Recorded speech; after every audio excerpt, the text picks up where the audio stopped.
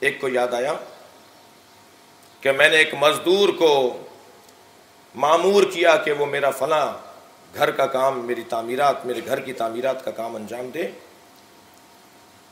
غلطی یہ ہوئی کہ میں نے اس سے اجرت کا تعین نہیں کیا، جو چاہے دے دیجیے گا۔ میں یہاں پر یہ بھی کہہ دوں، یہ بہت خطرناک بات ہے۔ بعض لوگ تکلف کے نام پر، بعض لوگ دوستی کے نام پر، بعض لوگ پیار و محبت کا اظہار کرتے ہوئے کہتے ہیں نہیں آپ کی مرضی، جو چاہیں دے دیجیے گا۔ لیکن جب آپ اسے وہ دے رہے ہوتے ہیں اور وہ راضی نہ ہو تو قصور اس کا بھی ہے، قصور ہمارا بھی ہے۔ لہذا قرآن کہتا ہے کہ اذا تدانیتم بدین فاکتبوا، جب معاملات مالی انجام دینے لگو تو لکھ لیا کرو۔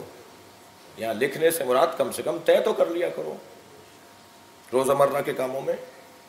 یہ جو ہم دوست اور احباب ایک دوسرے کو رقم دے دیتے ہیں اور لکھتے نہیں ہیں، یہ سوچ کر نہیں لکھتے، خطرناک بات ہے، قرآن کی مذمت ہے، معصوم امام نے اسے ناپسند قرار دیا ہے۔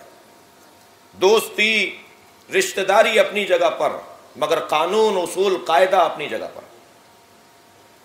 پھر ایک جگہ میرے مولا امام رضا علیہ السلام ارشاد فرماتے ہیں